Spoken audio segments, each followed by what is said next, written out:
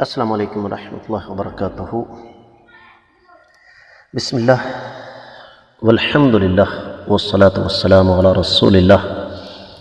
کثرت کے ساتھ آنے والے سوالات میں سے ایک یہ بھی ہے کہ شادی منگنی وغیرہ پر لوگ جو بلا وجہ اخراجات کرتے ہیں ان کا شرعی حکم کیا ہے۔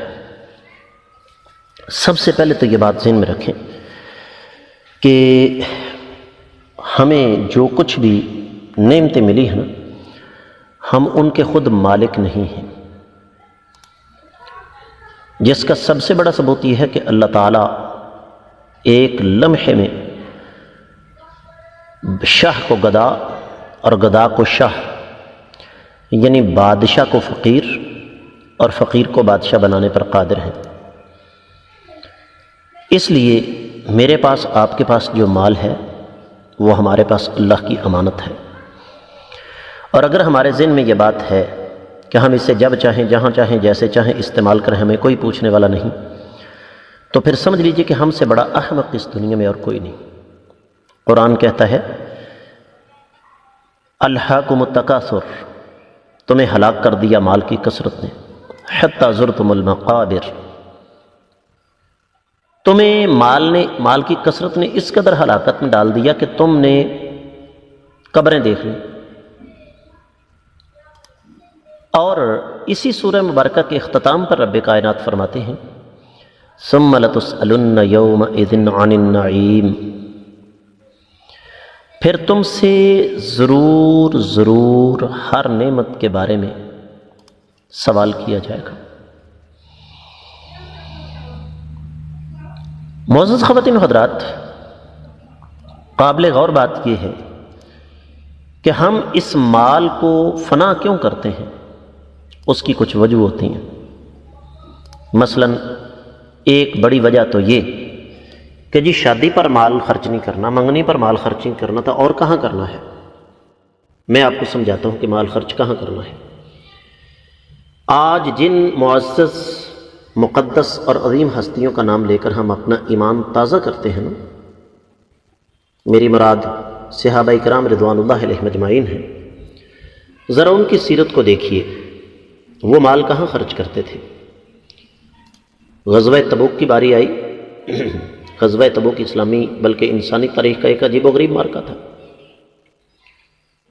کہ وہاں پر ایک تو کھجور کی فصل پک کر تیار، جس پر مدینہ کی اہل مدینہ کی معیشت کا دار و مدار، اور پھر سفر طویل،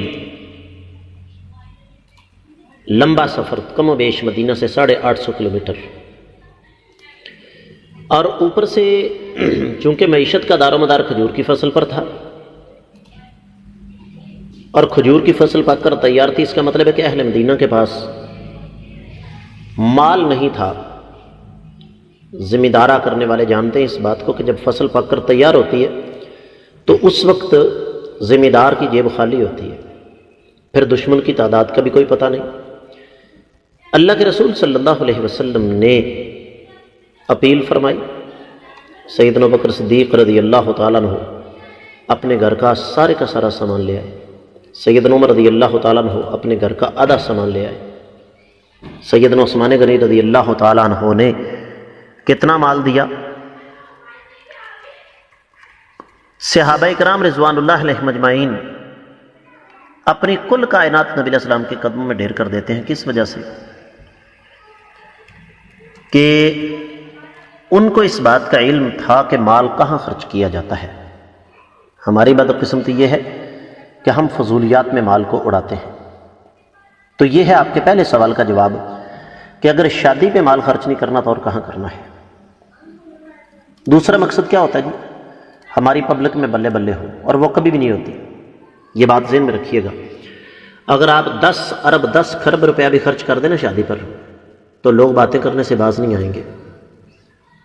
اب آتے ہیں اس کے دوسری طرف، نبی کریم صلی اللہ علیہ وسلم کا فرمان ہے خیر النکاح ایسرہ، انسانی تاریخ کا سب سے بہترین بابرکت نکاح وہ ہے جس میں خرچہ تھوڑا اور سادگی زیادہ ہو۔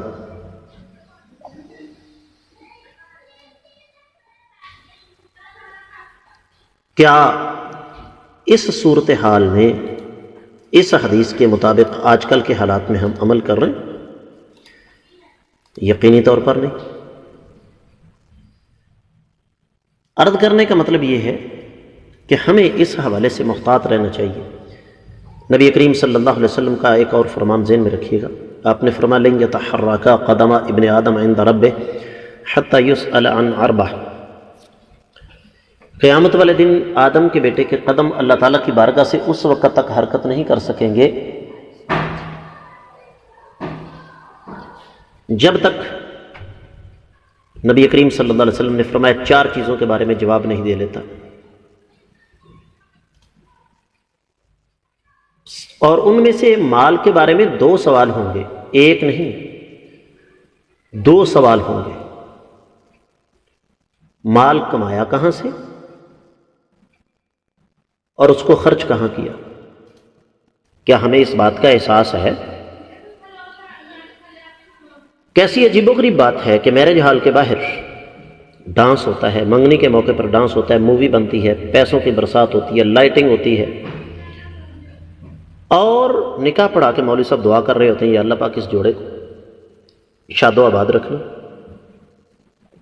ہم نے کیا شادی کرتے ہوئے اللہ تعالیٰ کے احکامات کو مد نظر رکھا جو اللہ تعالیٰ سے دعا کر رہے ہیں؟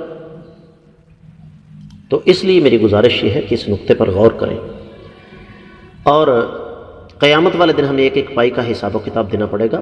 سادگی کے ساتھ کام کریں، نہ خود اجڑیں نہ دوسروں کو اجاڑیں۔ اللہ تعالیٰ سے دعا ہے کہ اللہ تعالیٰ ہمیں سمجھ کر عمل کرنے کی توفیق عطا فرمائے۔